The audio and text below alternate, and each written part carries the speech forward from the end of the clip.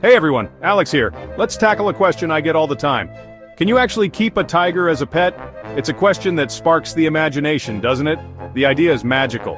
Imagine a majestic tiger lounging in your living room, a symbol of power and beauty right at your feet. But the reality? Sharing your home, that cozy space where you relax and unwind, with a 500-pound apex predator, a creature built for the wild, is a completely different story. It's nothing like a cute internet clip of a playful cub. Those moments are fleeting glimpses. The truth is, no amount of love, affection, or training can override millions of years of wild instinct. It's embedded deep within their DNA. The simple answer: you absolutely cannot and should not keep a tiger as a pet. It's a recipe for disaster, plain and simple. It's not safe for you, your family, especially children who might not understand the inherent risks, or the tiger, who deserves a life of freedom and natural behavior. Owning a tiger is like trying to bottle lightning, a force of nature that cannot be contained. Eventually, its true nature will break free, no matter how secure you think your enclosure is, often with tragic results, leaving a trail of devastation and heartbreak.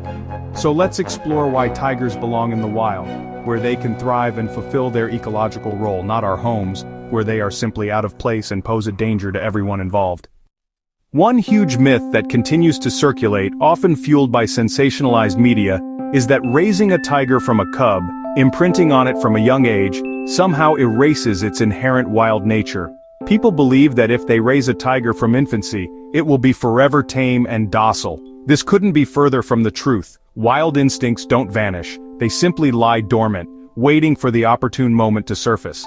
These instincts are deeply ingrained in their DNA, honed over millennia of evolution. A playful swat from a cub, seemingly harmless and even endearing, becomes a potentially deadly strike when that cub matures into a full-grown adult with immense power and razor-sharp claws. Training doesn't make a tiger safe. It merely suppresses certain behaviors under specific conditions. Even seasoned professionals, those who dedicate their lives to working with these magnificent creatures, understand and acknowledge that they're never truly tame. They are always wild animals at heart. Declawing, it's an act of cruelty, inflicting lifelong pain and compromising the animal's natural defenses, and it certainly doesn't make them safe. Even without claws, those powerful jaws and teeth are still incredibly lethal. And no, a big backyard, no matter how spacious it may seem, simply isn't enough to meet the complex needs of a tiger. In their natural habitat, tigers roam hundreds of miles, establishing territories and engaging in natural behaviors. A cage, regardless of its size, is ultimately a prison, depriving them of the freedom and stimulation they require to thrive. Well-fed doesn't equate to happy or fulfilled. A captive tiger is often a frustrated and psychologically damaged animal, exhibiting signs of stress and boredom due to confinement. These dangerous myths surrounding tigers perpetuate a false sense of security, and the reality of their complex needs and behaviors is often overlooked or misunderstood. Tigers are not pets, they are not domesticated animals, they are apex predators, perfectly adapted for survival in the wild. Your cat or dog is the result of thousands of years of domestication. They're hardwired to live with us. Tigers are not. Tigers have never been domesticated. Their DNA is built for survival, hunting, and dominance. You can't expect a wild animal to act like a golden retriever. Domestic pets are predictable. Tigers are not. A tiger's play is practice for hunting and fighting, not fetch. Their instincts can override any training in an instant. Living with a tiger means living with constant, unpredictable danger. It's a risk no one should take. Tigers are wild, and that's exactly how it should stay. The allure of owning an exotic animal, particularly a tiger, can be strong for some, but bringing a tiger into your home, regardless of how appealing it might seem initially, is a disaster waiting to happen.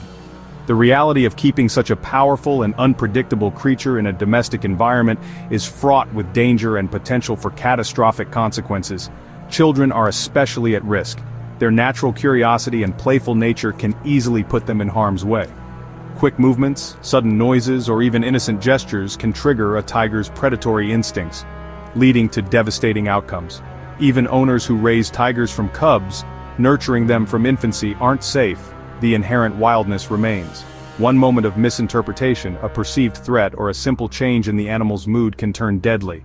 If a tiger escapes its enclosure, whether through accident or negligence, it becomes a public safety nightmare. striking fear into the hearts of the community and requiring immediate, often drastic intervention, usually ending with the animal's death, a tragic consequence of a situation that should never have occurred. Beyond the immediate dangers, tigers in captivity suffer physically and mentally, deprived of their natural environment and instincts. Poor diets lacking essential nutrients, tiny enclosures that restrict their movement and natural behaviors, and no chance to be themselves, to roam, hunt, and live as nature intended. Real stories documented time and again, like the Harlem man who kept a tiger in his apartment, a cramped and unsuitable environment, show how quickly things spiral out of control, turning a misguided dream into a dangerous reality. Most private owners simply can't meet a tiger's complex needs, lacking the resources, expertise, and facilities required for proper care, leading to tragedy for both people and animals, a heartbreaking outcome of good intentions gone wrong. These aren't rare incidents, isolated cases that can be dismissed as anomalies. They happen far too often, a disturbing pattern that highlights the inherent risks of keeping tigers in private hands. The dream of owning a tiger, fueled by misguided notions of status or companionship, always ends in heartbreak, a painful lesson learned at the expense of both human safety and animal welfare. The only safe place for a tiger, the only environment where it can truly thrive, is the wild, where it belongs. Laws on tiger ownership in the US are a confusing mess. Some states ban it, others barely regulate it. Shockingly, there are more tigers in American backyards than in the wild.